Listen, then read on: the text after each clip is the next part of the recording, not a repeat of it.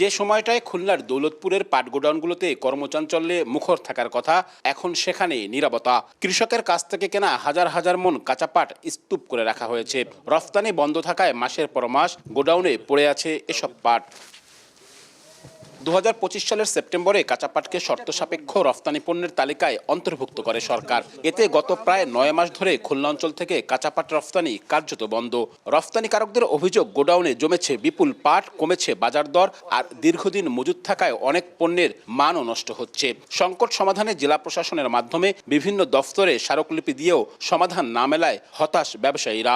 এর মধ্যে গত 17 মে বস্ত্র ও পাট মন্ত্রণালয়ের এক বিজ্ঞপ্তিতে কাঁচা পাট রফতানি সমীচীন নয় বলে মত দেয় সংকট আরও ঘনীভূত হয়। একদিকে আমরা এক্সপোর্ট করতে না বিদেশের বাজার হারাবো, আর পাশাপাশি আমরা যে ব্যাংক থেকে লোন নিয়ে আমরা পাট কিনেছি, এই পাটগুলো দিনের পর দিন যদি গোডাউনে পড়ে থাকে তাহলে পাট নষ্ট হয়ে যাবে। আমরা এই ব্যাপারে শ্রমিক থেকে শুরু করে সর্বস্তরের লোক ক্ষতিগ্রস্ত। কোটি কোটি কোটি হাজার হাজার কোটি টাকা লোন নেওয়া।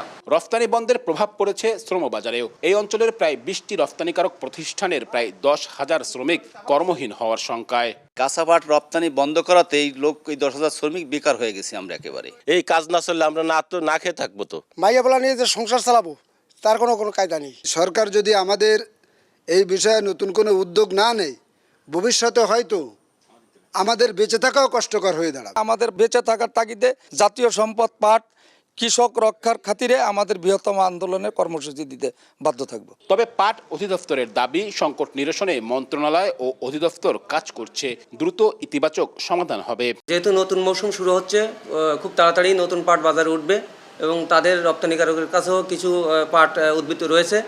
এটা নিয়ে আমাদের মন্ত্রণালয় কাজ করছে। মন্ত্রণালয় হয়তো খুব তাড়াতাড়ি ভালো একটা ফলাফল জানাবে। রফতানি উন্নয়ন ব্যুরোর তথ্য অনুযায়ী 2024-25 অর্থ বছরে খুলনা অঞ্চল থেকে কাঁচা পাট রফতানি হয়েছিল 35,84,000 মেট্রিক টন, আর চলতি বছরের মে পর্যন্ত রফতানি হয়েছে মাত্র 17,300 মেট্রিক টন। আব্দুল্লাহ আল মামুন রুবেল, সময় সংবাদ, খুলনা।